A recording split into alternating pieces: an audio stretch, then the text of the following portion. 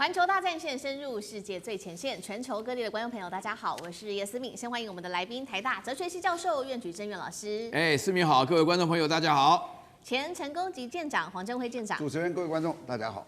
资深媒体人彭华干哥。思敏好，各位晚安。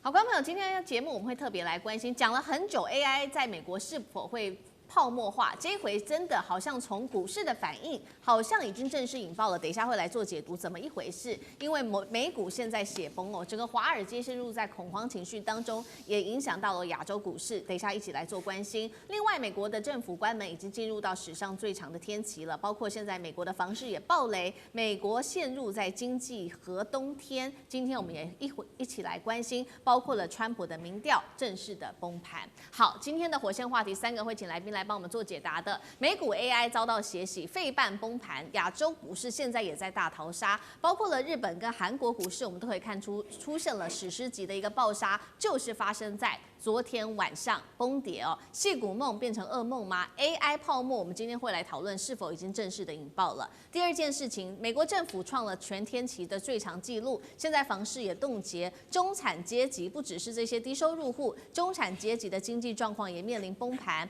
连辛苦这一位是存了5年前的这一位40岁，他是一位公关的白领，本来已经买好房子，存了5年的钱，现在又说要把房子给退回去，因为没有钱付了。好，等一下也会一起关心美国的房市也出现了问题。最后是来关心的是川普的支持率已经暴跌到了谷底，是否影响到明年的期中选举？美国会不会走向内战的边缘？因为经济的危机所爆发的，今天都会一起来做关心。赶快来看到美股4日的血洗，美股4大指数全数暴跌，尤其费城跌到了291点。现在呢，恐慌指数持续的蔓延哦，狂飙了20%，整个华尔街陷入在 AI 的恐惧里面，包括了一些重要的科技类股，不管是辉达，不管是特斯拉、台积电 ADR， 在4日晚间是全数的覆没哦。那么我们来看到台股盘中同样的是暴跌了。一度是达到700点，韩国股市更惨了，直接重挫5%，甚至直接触发了熔断机制。日经则是惨跌了2000点。怎么看？专家怎么说？麻省理工学院早就先前就已经示警了。他说，目前美国有许多的 AI 公司，重点的问题就是95%的这些生成式的 AI 公司到现在都还没有被盈利啊，包括很重要的科技大厂微软还被爆出财报藏着亏损哦。OpenAI 上季恐怕惨赔金额高达了115亿美元。而现在呢，另外一位出来示警的，就是当时成功预言会发生这个金融危机的这一位，同时也是电影《大卖空》的原型主角 Michael， 他出来讲了，他说他们的基金公司啊，80%的仓位现在都在做空这些 AI 类股，不管是辉达或者是美国大数据公司的股票，做空金额高达了10亿美元，就是这么的不看好美国的 AI 产业。那么包括了美银现在也做示警了，这个 AI 的泡沫，他说实在是太大了。要求这些投资人们，你们注意了，接下来如果要投资中国股市、投资黄金，或许真的比较安全。AI 股这一回暴跌哦，正式的开启了鸣响声，泡沫四起。矽谷这一波是科技新创，还是金融幻觉？泡沫正式上演了吗？苑老师怎么看？这个问题非常重要哈。我曾经写过一本书叫《索罗斯的投资哲学》啊，里面专门就解释泡沫是如何发生的。我跟大家讲啊，这个索罗斯讲的情况的话呢，是针对于他所有美国股市当中所发生的事情啊。他讲泡沫发生的主要理由啊，就是3个，第一个是过度预期啊，然后第2个是过度乐观了，第3个的话呢，就觉得说是股票换钞票是天经地义的关系。这3点的话呢，你过度预期的话，这个 AI 就已经着眼了嘛，好，那过度乐观的时候呢，这个乐观的话一下转为悲观了。这个从悲观呢 ，OpenAI 啊，Sam Altman 啊，他自己很明显的讲啊，他自己说的这个钱呢，1200亿都烧得光光的。然后呢，最近呢出现一个消息啊，就是这个OpenAI 跟这个 Amazon 要结合，是1.3万亿美元呢，在这种情况下，然后呢，这个 Amazon 啊，马上上涨了4%，大家就会发觉啊，第2点呢。就是大家对于 AI 过度预期，所以导致那个股票会变成钞票的想法。但是那个时候呢，已经有非常非常多的人呢，就会发觉说这种现象啊，虽然不能够像是1929年了，但是有一点呢，其实是非常重要的，就是 AI 呢，它这个让人呢，它这个本梦比太高。啊，它的成本跟它这个梦想啊，这个差距太大啊。上礼拜的话呢，我在这个节目中也谈到。我始终都不觉得 AI 对我个人来讲有什么太大的用处。唯一的话呢，我就是希望就是说，因为我常常被 AI 骗，我每次买机票的时候啊，只要你同一个那个点啊。看了第二次一定比第一次贵，那看第三次更贵。那后来买到最贵的，我去上海一次，居然买到2倍的价钱啊！我买完以后再一看，他们又回到原来价钱，就被 AI 骗的时候呢，我就感觉到这件事情。所以我现在的话呢，就是想办法克服 AI， 就跟他斗智啊。斗智的话呢，就是第一个的话，原来会骗我的 AI 我就不用；第二个 APP 的话呢，我不打算买的用。然后呢，参考这个价钱一比较以后呢，他学老师了，他就不敢乱骗。所以我觉得说，在目前的现状当中 ，AI 一个最大的一个问题就是它要如何获利，它从来没想清楚过。啊，像我们现在的话呢，大家知道百度原来1度大家很少用，觉得说没什么用，但是现在所有的社群引擎全部都是 AI 的，以后通通都非常好用，但是也仅止于提供资讯而已。那有没有更进一步的呢？没有。而且的话呢，大陆的 AI 事业的话呢，做了2件事情，让美国的 AI 世界极度有可能变成泡沫。第一个就是开源，第二个就是免费。哇，这个来讲，像那个 DeepSeek 的话呢，它的开源加免费，所以导致于那个 OpenAI 的话呢，就没有办法这个赚钱啊，没有办法赚钱的话，大陆为什么能够撑得住？政府在撑啊，这个政府基本上发展就是拿 AI 当成了一个整个国家发展的计划。那美国现在也是国家在撑，但是只是嘴巴讲。那另外的话呢，那个川普上下还要捞一手啊，要强调啊，就是打压中国的科技啊，打压这个不准在中国的发展啊，然后另外又鼓励啊，这个不能卖，那个可以卖的什么。增加了非常多贸易的壁垒，所以黄仁勋讲的是对的，就是说你真正要能够了解 AI 值多少钱，你一定要让它自由开放，你这样子才能够知道真正的价格。现在最大的问题，我觉得美股在面临泡沫的时候，这个泡沫发展的事情是高高低低起伏，但是整个趋势来讲是往下落，直到有一天突然 crash。啊，那突然 crash 的时候呢，出现的问题是非常严重。我这边要特别强调，黄金其实讲起来的话呢，并不是一个真正很好的投资标的，因为它没有利息。那美国现在的话呢，就是美元还是有相当好的利息，但是中国的市场大家可以去看一下，中国市场慢慢起来，从香港开始一步一步起来，这个大家心里就很明白了。是好，这一波在4日爆发的美股暴跌，会不会就是 AI 正式的泡沫化的一个开头？还有接下来对于从金融市场到实体经济的影响，等一下我们会持续的来做解读。那另外刚刚讲到的对实体经济消费的影响，我们要来看到另外一个很重要，就是因为美国政府关门到现在已经是突破了最长的天数了。那我们接下来包括了房地产市场，另外一个经济的火车头房地产市场有什么样子的冲击呢？我们赶快来看到说这一波的这个通膨海啸，除了重击到低收入户，已经一起蔓延，影响到的是中产阶级。来自于《华尔街日报》最新的报道，他说，美国今年9月份购屋啊，本来已经决定要购屋，但是后来又决定取消的数量暴增了，较去年同期暴增了13%。他说，现在房地产市场可以说是陷入在美国冻结的一个状况。房仲网更是说，现在这个待售的房子不断的飙升。以前美国人买房子前几年，我们都可以看到大家还是抢着买房子的，没有想到现在待收的屋量突然间一下子飙升。这个重点就是卖家看到说，没有人买房子了，他们也不愿意卖房子，因为他们也不想降价，所以看到9月他们已经下架量，这个待售的房屋下架的量已经暴增了52%。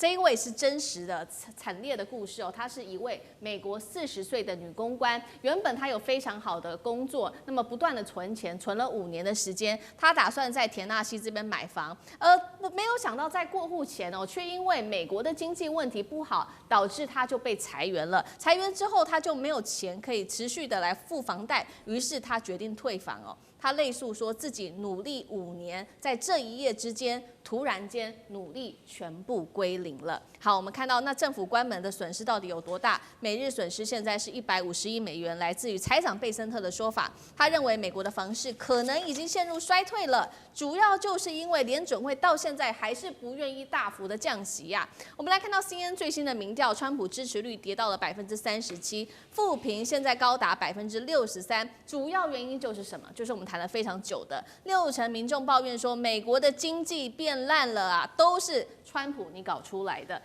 请教干哥又怎么看呢？接下来方式火车头对美国经济还有老百姓的冲击为何？有没有什么实际的案例？民调掉到如此低，美国社会撕裂是否加剧？怎么看？你会不会觉得这是2008年次贷危机的前兆？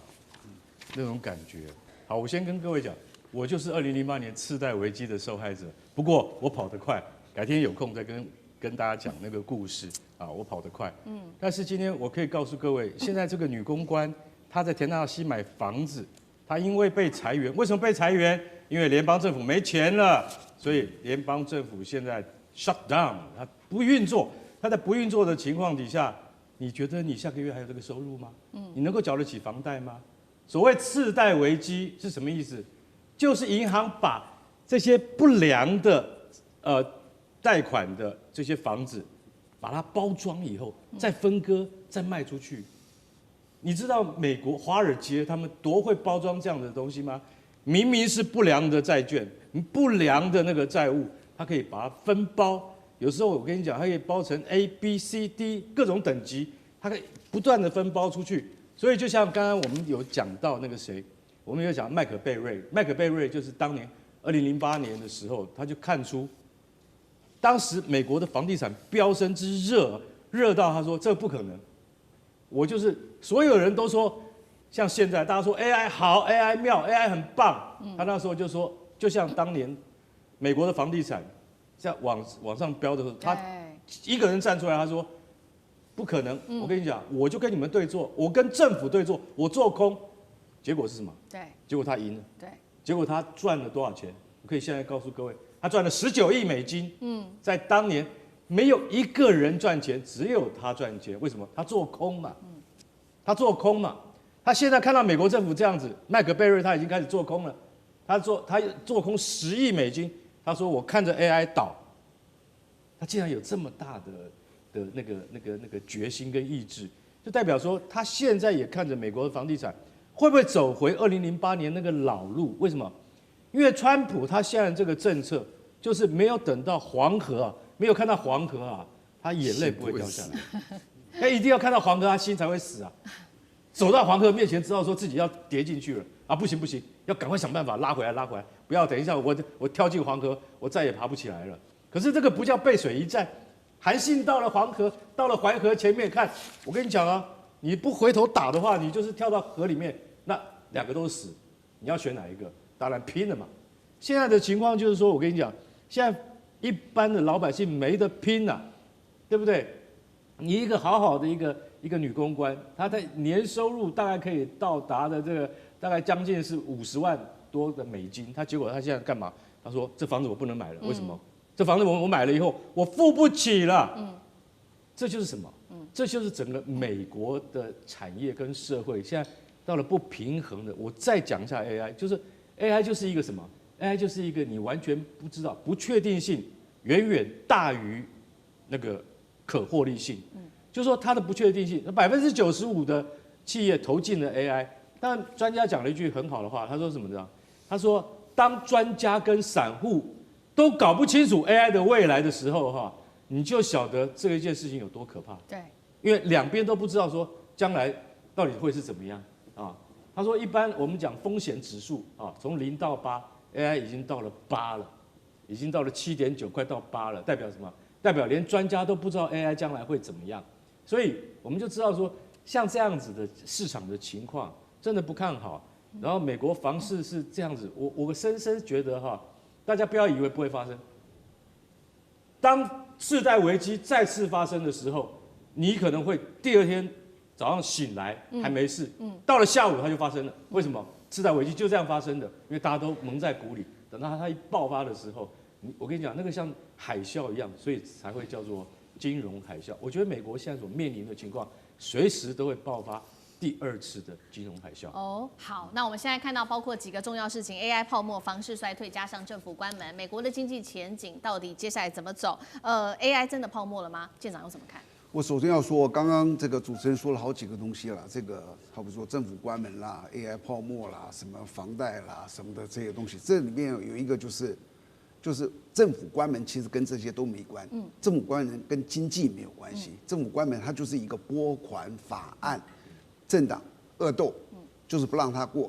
只要这个众议院、参议院跟白宫这个3方面坐下来说好，这个拨款法案我们都同意，它可以在1天之内就解除，就可以临时会议加议。正常的话也不过2、3天。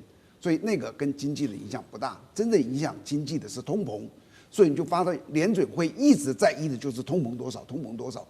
因为通膨如果高的话，就代表说钱不值钱，这时候怎么办？就高利率吸引大家去存钱嘛，然后房市就会崩，然后信贷就会紧缩，然后就会裁员，然后消费也会崩，然后 GDP 就垮了。所以联准会你就看他一直在讲，就是我在试图要掌握这个通膨。对，通膨他控制了2年，对，结果最近发布的数字发觉他失败了。所以最近一下突然又衍生出很多问题，它根本是在通膨。至于说这个 AI 这个泡沫化那因为我是软体，我现在告诉你真正的问题 AI 会泡沫化的原因是因为它是软体。什么叫软体？我让你到最后全世界只会有一个，好比你说以前有个 Google， 有一个这个雅虎搜索引擎，对不对？最后只会剩下一个。那中国大陆有一个百度是为什么？是因为它用政治力介入。如果今天划出全世界所有政治力软体最后的赢家只有叫大哥是活的，过得很好，二哥以后通通就结束。那今天就是全世界太多人投入这个软体，最后只会有一家赚钱。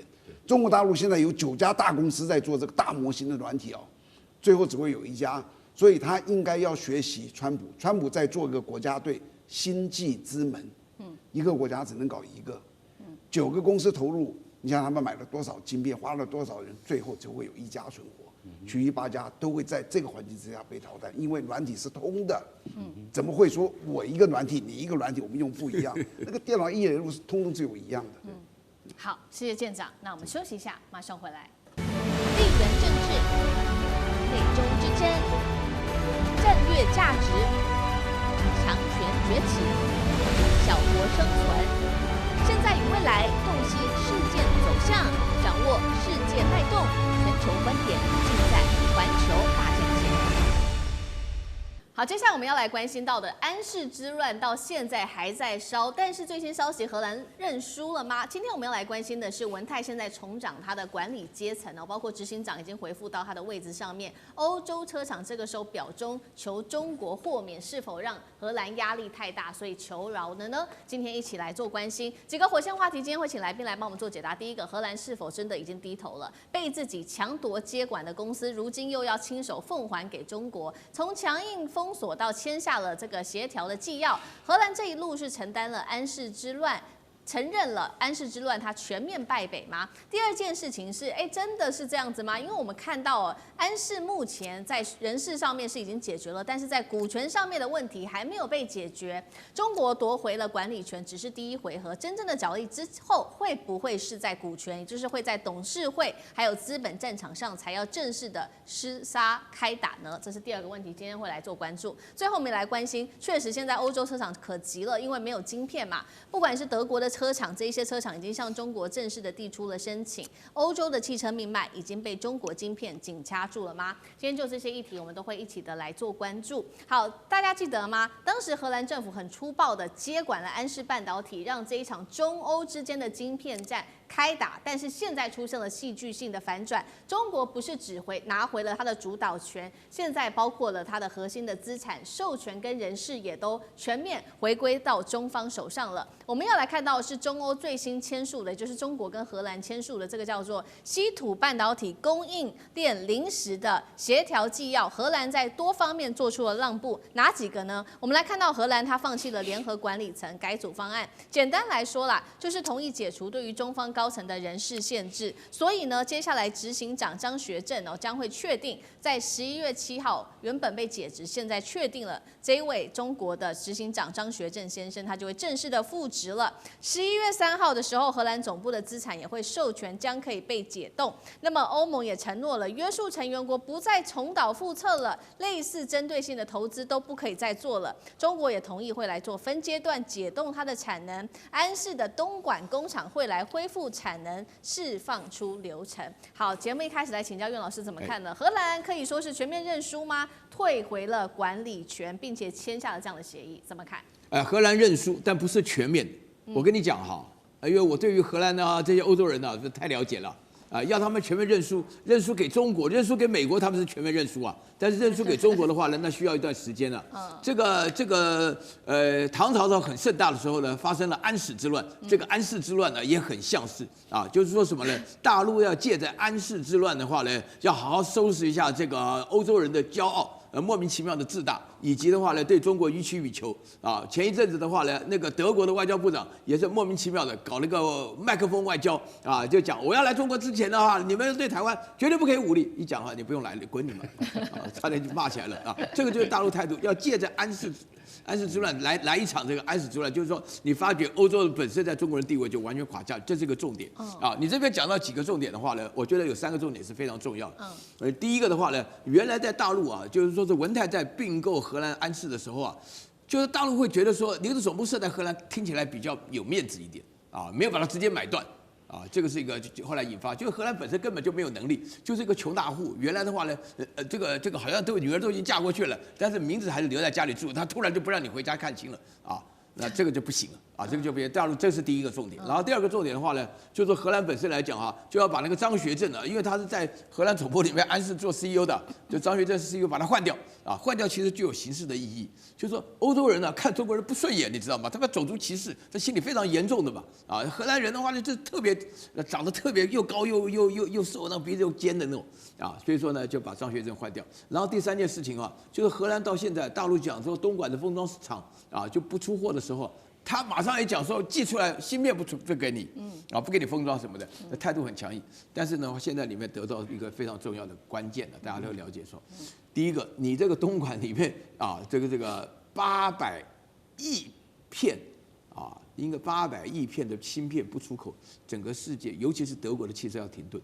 那为了不让德国，因为德国现在剩下什么？德国现在在这个俄乌之间冲突，什么都贵的情况下，又不能没有汽车工业。然后德国现在整个欧洲化也搞得一塌糊涂，所以在这种情况下的话呢，它经不起这个。然后呢，现在呢，原来呢，荷兰是要靠着欧盟跟美国的压力反弹中国，现在的话呢，美国不理。欧盟呢压着荷兰说以后不要再搞这一套了，这套根本就没有用了。但是对大陆来讲的话呢，这不是单纯的一次胜利这是永久的胜利，因为大陆会连续的。我跟你讲现在先搞荷兰，然后再搞德国，接下来马上再搞法国然后都一个一个搞的。为什么会这样子？就是要杀鸡儆猴嘛。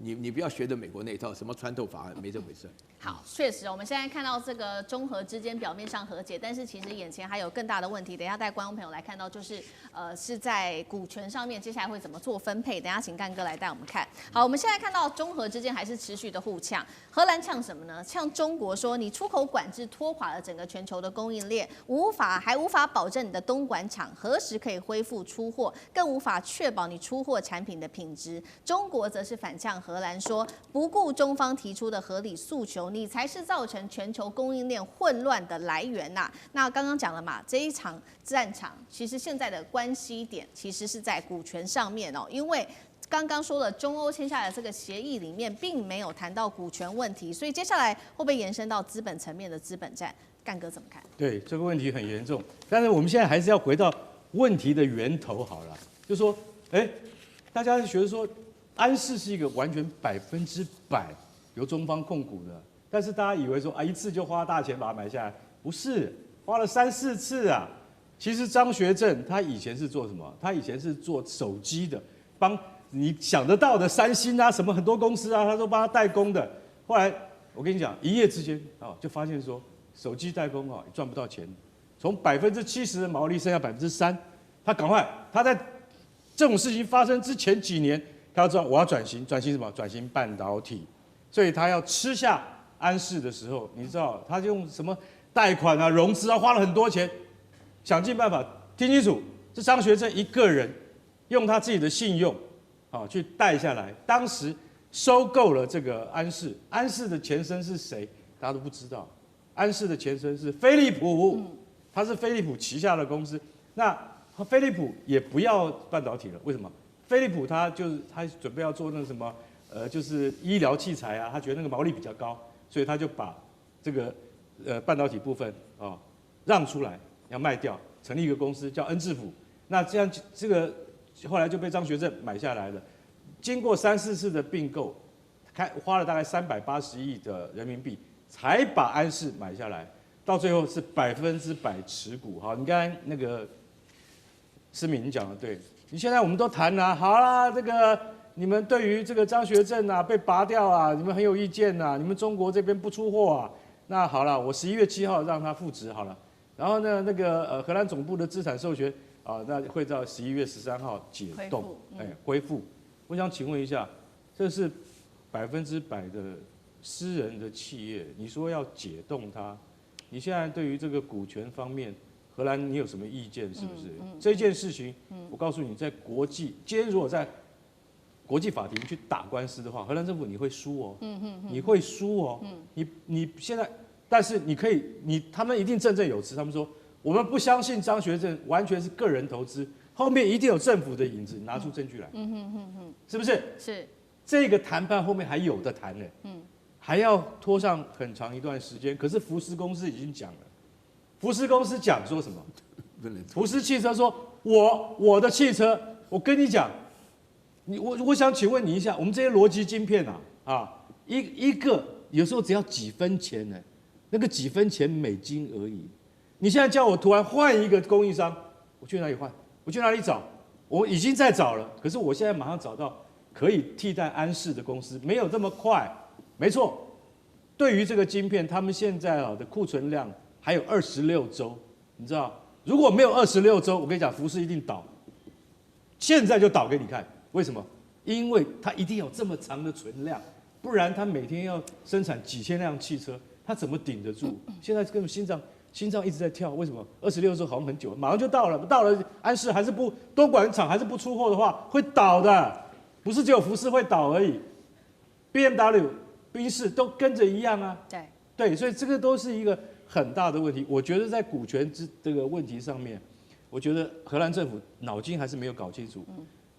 中国政府会打国际官司跟你打的，我跟你讲，你必输无疑。是好，但是确实哦，不管是股权问题，现在看在这些欧洲的车厂里面，他们根本不 care 说，不在意说你荷兰要去跟中国争夺什么股权，因为最现实的状况就是，确实他们的晶片已经快要没有，快要用尽了，所以这个时候欧洲车厂是真的慌了，赶快来寻求大陆的帮忙。我们来看到几家重要的车厂，包括了德国的采埃孚，还有这个欧摩威、博世等等，都已经向中国正式的提出了申请哦，希望能够把这个晶片的出口管制给解除掉，因为目前欧洲汽车晶片70%都是靠中国来做封装的。那么德国厂这个采埃孚刚刚提到的，他已经说了，他说现在如果供应链中断，员工就会被迫放无薪假。博世旗下的厂甚至已经准备要休假保命了，包括刚刚干哥带我们看到的哦，福斯。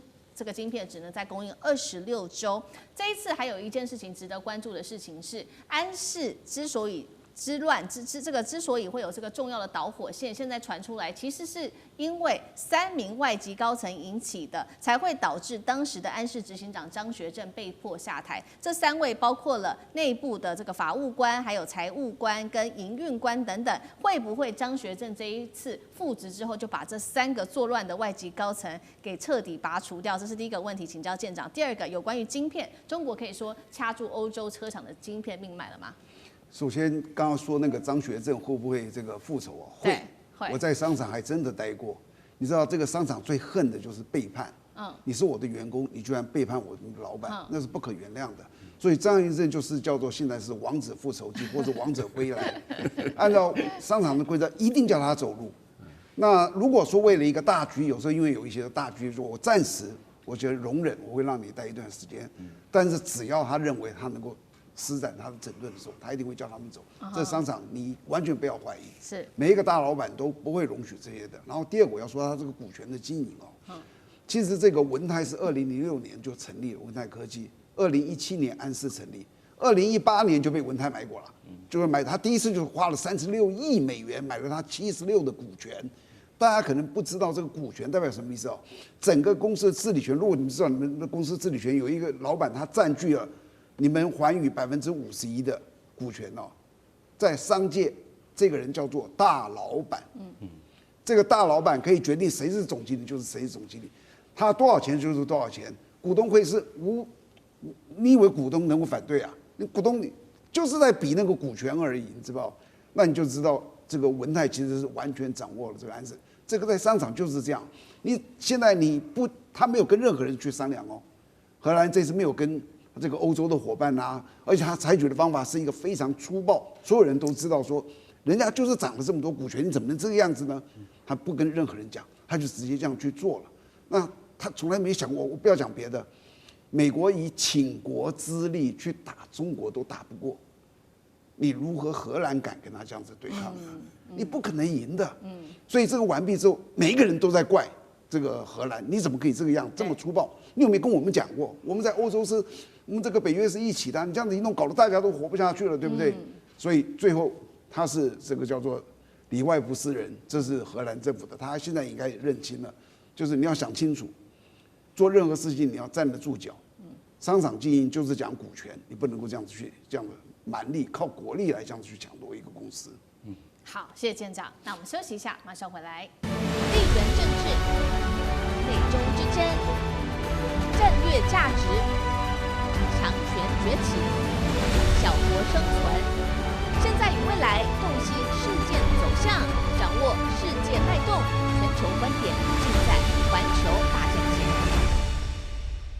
好，接下来我们特别关心在川习会之后，没有想到中俄之间的结盟关系又再度的升级到另外一个高度。我们今天要来关心的是，习近平在这个时候端出了所谓的人民币大蛋糕，要联手俄罗斯闯极地，抗美霸权，如何做？今天一起来看。好，习川会的这个余温都还没有散，俄罗斯这一回立刻有所行动了。他是我们来看到是俄罗斯的总理米舒斯金在11月4号的时候正式访问了北京，会见了中国国家主席习近平。好，习近平怎么说呢？在会面的时候，他说中俄的关系今年以来在风高浪急的外部环境中笃定的前行，呼吁双方把中俄合作的蛋糕给做好。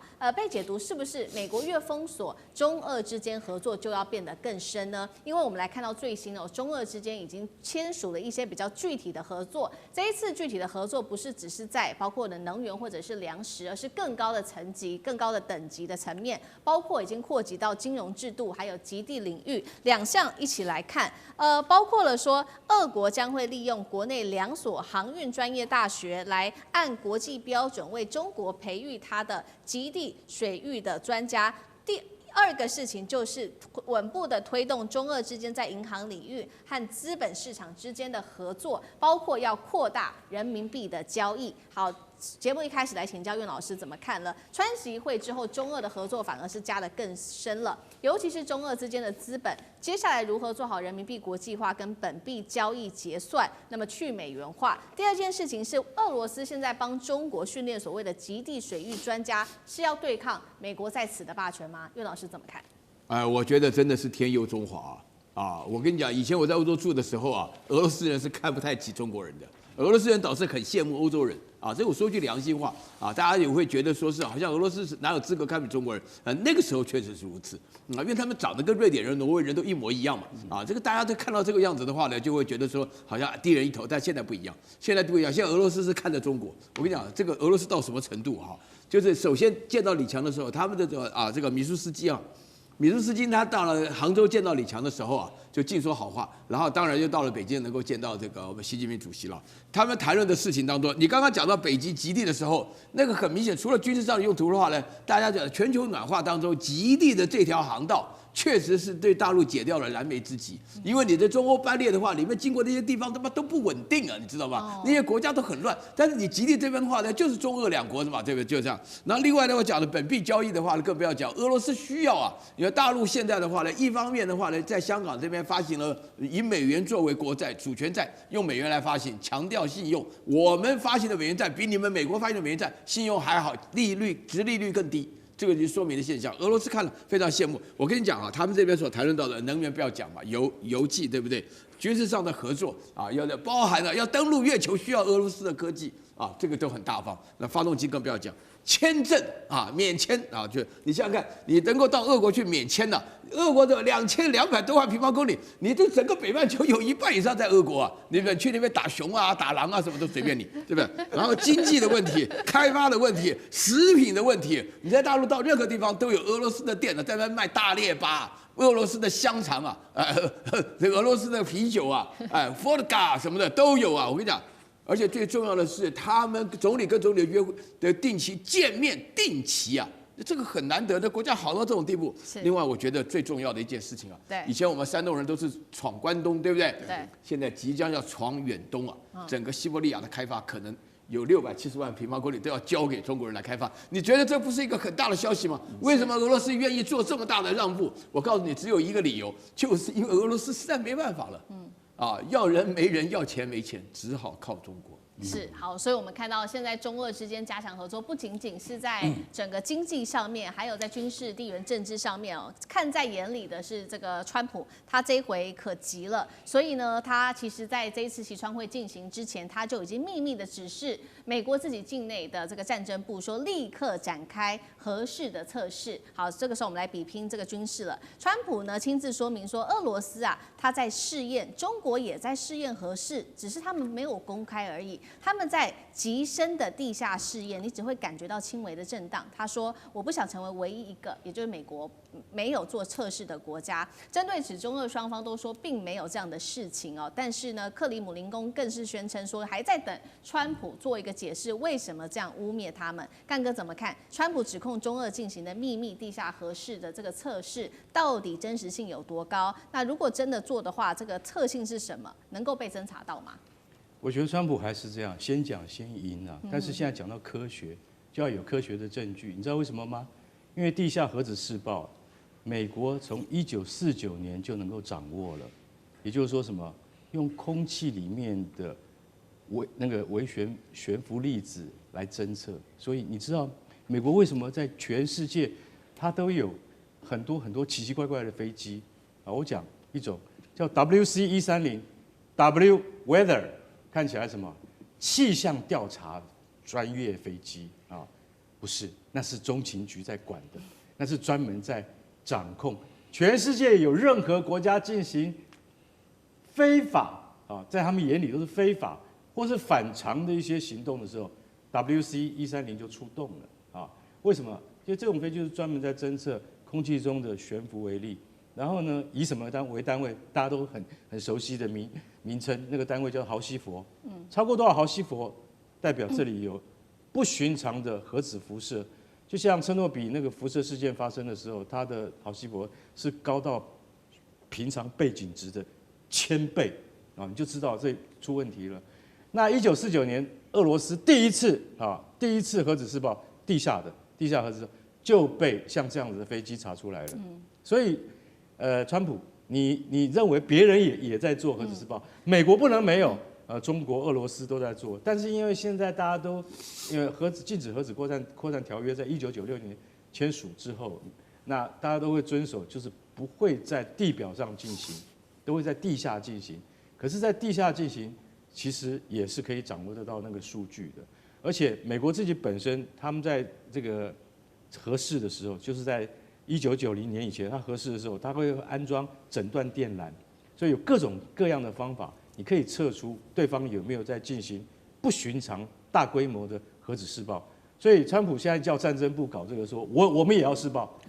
你现在要试爆，其实我觉得你现在试爆核子武器不是很重要，你应该要去注意到俄罗斯新的那种核子鱼雷即将服役了，叫做海神鱼雷。海神鱼雷它可以打掉一整个舰队，不过我觉得那个可用性、实用性，舰长在这边他一定觉得那个实用性很低了，很差。为什么？用摧毁一整个舰队，丢一颗原子弹就好了，为什么还要用鱼雷呢？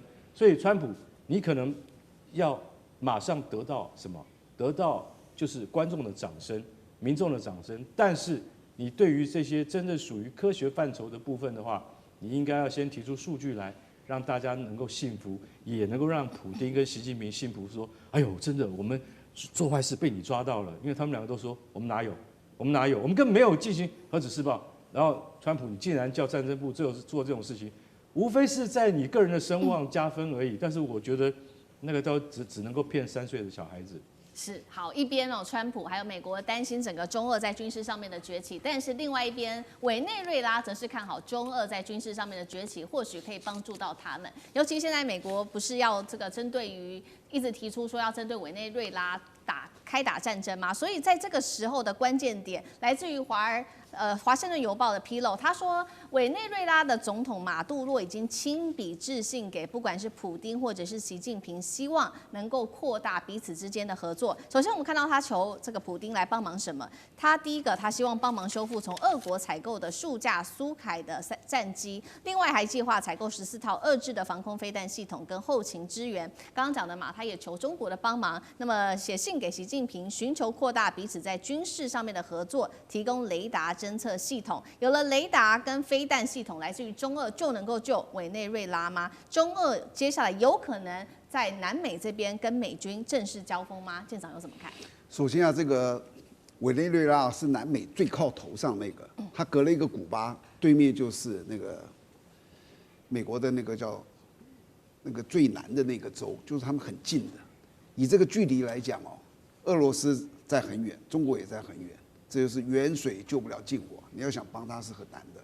第二个，你再说这个委内瑞拉哦，是一个治安败坏的国家，毒贩、黑帮、警察、政客几乎结合在一起，我相信可能也包含了马杜罗。所以，如果你从别人的观点来看，其实那里的人民哦，可能很希望把这些人都推翻掉。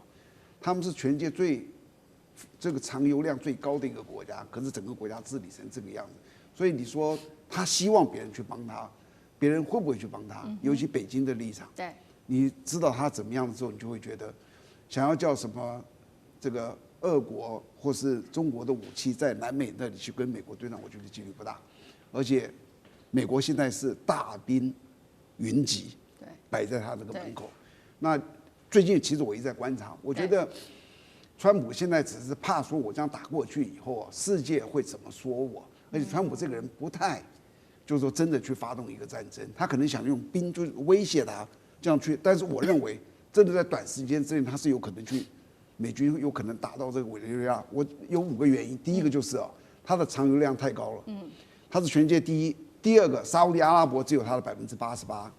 第二个，它的治安真的很败坏。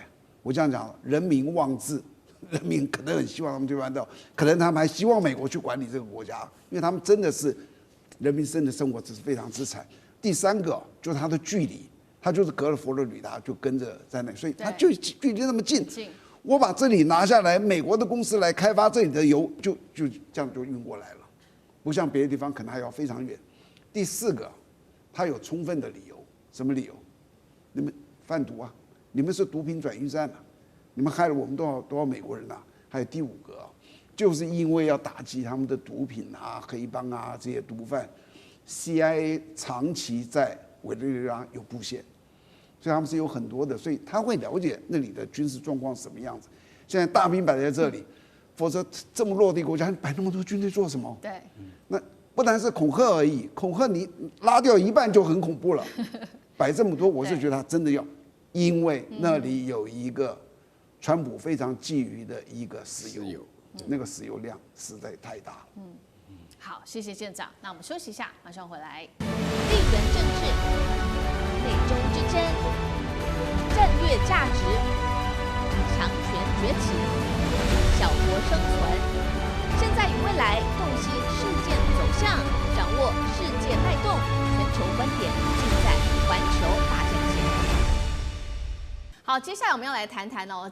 我们之前谈了很多中国大陆手上的杀手锏，就是稀土。不过现在可能会复制稀土之路，有另外一个第2章中国的必杀杀手锏，也就是它的王牌，就是铁矿了。今天中国大陆在西非这边有正式的另外一个布局，执掌这个叫超级铁矿西芒度。等一下我们一起来关心。另外，这个铁矿现在过去都是由人民币做交易的，现在确立会由人民币结算，震撼全球。今天都会一起来做关注。好，全球都还在关心这个习川会的后续政治的这个烟雾的时候，我们看到中国大陆则是在非洲地区悄悄打开了一场新的地缘经济的新战场，也就是今天我们会来关心的这个西芒度的铁矿全面贯通，全长再加上它的配套铁路，一共是长达了552公里，是全球最大的未开发铁矿，存量的部分、储量的部分至少是30亿吨，所以大家就把这件事情视为是大陆正在为下一场硬仗做一个长远的布局。那么为什么中国想要做这样的布局？原因就是因为它虽然是全球最大的铁矿买家，但是长期都被澳洲跟巴西2大巨头牵着鼻子走。也就是说，他们可以决定定价，他们可以决定出价，话语权全部都掌握在这些国家手里。但是现在我们今天要来关心的是，大陆变成了一个掌局者。为什么这么说呢？因为由中国大陆正式出手投资的这个参与开发的西非几内亚的西芒杜铁路矿区已经正式的全面贯通了。它有哪一些很重要的资讯？我们一起来做一个比较细部的解读。它是位在这个西非几内亚的东南部，跨越了密集的这个高原丛林当中。那么刚刚提到了30亿吨都是这些比较高品质的铁矿石，而且这个地方拥有全球最优质的铁矿，也是最大的未开发铁矿区。那么预计呢，主要的开发方会由这个英国的力拓公司跟大陆的公司一起来做合资开发，首批预计可以在今年底就来出货了，产能现在已经开出来了，已经有一个规划量，30个月内年产量升至6000万吨。为什么这么重要？中国出手这个西芒杜铁路，可以改写全球铁矿游戏规则吗？它会是继稀土之后大陆第2张重要的国际王牌吗？舰长怎么看？我们以前一直听说中国大陆稀土多么的厉害，还有它的制造业怎么样的强大哦。我们只是听一些数据而已。我直到今天看完这个消息以后，新闻以后，才突然第一次领略到，我的天哪，原来他们是这样的不可超越。我现在先讲这里的这个矿哦，这个矿叫做西芒杜，很奇怪的一个，它有这个1950年哦，70多年前就发现那里有一个很特殊的矿，很大，然后大概隔了10几年就知道它是全世界在第2大的，它有30亿吨，全世界第1大是澳洲48亿吨，第3大是巴西29亿吨，它在中间，但是它的含铁量非常的好，就是它的纯度到了66%到68%。澳洲的铁砂是全世界最棒的哦，在这之前，澳洲的铁砂才能够制造最高等的那种钢。它的含铁量是53到62，你就知道差了这么多，差了将近10%左右。好，这样子完毕之后，那么长的时间，你们为什么不去开发呢？然后从那个时候开始，就有人去投资，然后一直到现在，那个经营权转来转去，一下子卖给苑老师，苑老师花了25亿，一下又卖给思敏，思敏花了30几，又卖了什么3级，一直到现在都没动。后来到了2010年的时候，中国铝业才第一次去那里，然后投资的就是这个力拓这个公司，他投资了13.5亿，他取得了47%的这个股权。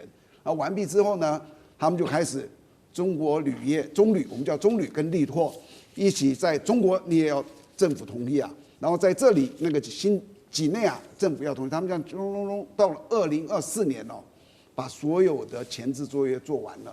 设计图也同步画完了，然后他们在1年之内，从年初到年底，他们把这整个的基建全部做完。这中间包含什么？我说给大家听哦。第一个，他建了一条铁路长600公里，他沿途跨越，因为他那个山起起伏伏的，你知不知道？那为什么以前人家不做？因为那个太难了，你要怎么建这么多桥？300多座桥，然后还有港口，还有矿场的这样的挖，这个工程非常之大。好，那时候开始做，他们1年做，然后当中外国人这样子讲，他们在那现场看，他说哦，他们到今天才知道中国的经济这么厉害。他们中间有一座桥，长度是307公尺，那很长啊，307米，高度28米，哇！你想想看，这是7层楼、8层楼的高度这样子，1个月就做完了。基建狂魔，就所有人说哇，怎么这么厉害？然后2025年的9月，就是上个月，他们第一次开始运了这个矿砂出去。你就从这知道，你知道，不是说你有一个矿哦，你就能够把它做得很好的，因为那个矿不是说就在台北市旁边，叫阳明山多好，对不对？一下就运出去了。它那个地方可能是很荒废的地方，还有什么高山什么东西，你要怎么样打通这条路？你要怎么样做这个基建？然后怎么样去采这些东西？那中国现在有了，不单是有了1家群，是吧？全世界品质最高的铁砂，中国占有47%，然后它可以制造出品质最优的钢，你就知道中国一下子战略的整个的都做了一些很大的改变，它可以去谈判，它有更好的钢，它可以做更精密的科技。好，所以掌握到了这个西非最大的这个矿区哦，等于说中国大陆也掌握了整个铁矿在国际的地位，还包括它的议价权。那其实还有另外一个重要的事情，就是金融战的延伸。因为过去其实做这些铁矿砂的这个交易的时候，都是用美元来做交易，但是呢，这一回是中国大陆用人民币来做一个结算的制度正式的启动，也就是有看到几家矿业的合作，包括中国跟澳洲的矿业巨头这一家必和必拓签署了协议，接下来是用人民币来做这个结算。另外，巴西的这一家叫淡水河谷，还有澳英共同营运的叫力拓跟 FNG 也都是用人民币做交易，甚至做贷款等等，冲击到美元霸权。接下来对于美国的影响、美元的影响，还有人民币结算铁矿的影响，成为市场的主导者，又有什么样的后续的可以关注的？苑老师。我们从小读地理的时候都知道，中国是个煤矿非常丰富啊，在世界的产量跟这个存量里面都是世界就超过一半以上。但中国的铁矿是极其贫狭的哈，那铁矿也不好，然后量也很少，大概只有在全世界占23%而已啊。那么在这种情况下来讲的话呢，中国从澳洲进口大量的铁矿石进行提炼啊，因为刚刚提到了，就是说是那个这个西非几内亚的那边的这什么那个他们的西芒杜的这个铁矿的品质非常好啊，这个我们不用多讲。但是从澳洲来讲的话也不差，但是的话呢，他们有一个。完全是被绑架住了，为什么呢？因为呢，当时有一个地方讲说，知道中国要发展基建，必须要用很多的钢铁，必须要自己提炼的时候呢，就是说是在所有的国际市场中采购的价格最高的就是对中国的价格。那个时候的价格搞到129块美金啊，就一吨啊，什么这种情况下，这情况的发生。那中国慢慢的话呢，有3个原因啊，他非常强调啊，所以自己的话呢，就跟必和必拓呢直接要求啊，就是说，要不然我们不要买了啊。第一个的话呢，就是市场大，市场大就是老大。你像美国大豆一样，那个中国不买，美国大豆能天天闹，对不对？这是第一个。然后第二个的话呢，就是说呢，刚刚提到巴西啊什么的，大家有没有记不记得？在巴西的话呢，整个南美洲的横贯的铁路送到秘鲁的这个前开港已经出来了啊，所以说这巴西的这个铁矿源源不绝就可以运过来，而且的话呢，还比原来的航程少了20多天啊。那么这个也是第二个理由。那第3个理由的话呢，就是这个西芒杜了就是说大陆已经就是牢牢巩固了、掌握了这个铁矿里面的这个来源，可以不跟澳洲买，澳洲又贵啊。那其他的话呢，这个大陆对于跟澳洲买的时候呢，也只有一个要求，就要用人民币来结算。那澳洲基本上的话呢，经过一段的努力以后呢，像力拓、FMG 他们都答应了，那现在的必和必拓也答应了用人民币来结算。我跟你讲，以前有石油美元，现在有铁矿美元。好，铁矿美元那干哥又怎么看？会成为继稀土之后中国大陆第2张很重要的王牌吗？60年来，我都是世界上最大的铁矿买家我没有议价权东西都是我在买的，我的进口量是最大的。澳洲你是看我吃饭的，我不能讲话，我不能说我们可不可以因为这个疫情要干嘛的我们这个价钱我们可以商量一下，不行的。奇怪了，中国作为最大的铁矿进口、铁砂进口国，60年来你不能议价，然后呢，不可以用人民币结算，一定要用美元结算。美元结算这个铁矿砂是它占了80%的全球的市场，那是没有错。可是问题是我今天好像完全没有发言权。大家仔细看西芒杜这个矿砂厂开发出来之后，它的效应会越来越大，会有点类似像稀土的效应，就是说，西芒杜现在我跟西非几内亚签约了，那你能够提供更好的价钱？或是更好的离岸价，或是更好的交通便利的因素吗？没有，中国提供的最好，所以中国也支持你的基础建设，而且悄悄的做。刚才建长讲，你做的时候都没有人看到，等到他把东西弄出去的时候，你才发现他竟然可以一年可以供应6000万吨。所以现在我可以议价了，中国现在可以议价了，为什么你知道吗？因为以前我都靠必和必拓啊、力拓啊、拜托啊，跟这些公司我们都要讲好。然后现在如果还不够，我们跟巴西那个淡水河谷再买一点。现在是巴西的淡水河谷、力拓、必和必拓，因为必和必拓是澳洲最大的，是澳洲最大的公司。这些公司全部都答应了，为什么？就是因为西芒杜。就是因为我弄的西芒。而且他们有听到风声，但他不知道中国的规模有多大。现在约都签了，然后公司都盖好了，然后港口都弄出来了，你才知道说啊，现在我不看你吃饭了，而且我现在最重要一点，我要用人民币结算，你们有没有意见？没有意见。这全球3大啊，其中2大是在澳洲嘛，还有一个是巴西的淡水河谷。这3大矿场他们都同意，为什么？同意用人民币来结算的。所以意思是什么？你知道吗？当然，美元还是强势货币，可是因为在铁矿砂这一部分，中国的发言权现在已经是最大。那你将来都用美元来计算的话，那对于人民币，它将来在市场上以及在世界的发言权上面，其实这个是亦步亦趋的，慢慢的，你会发现到人民币在世界的贸易市场上，它的流通的程度会越来越好，会越来越高。总有一天，它会慢慢取代美元的市场货币地位，但当然不能说就能够分庭抗礼，因为我觉得还是需要一段时间。但中国做事情，它是一定它有一个计划的，而且它知道我们走到哪一步，会看到下面那一步是什么，最终的结果是什么。现在你年产量到6000万吨，明年一定是1亿吨。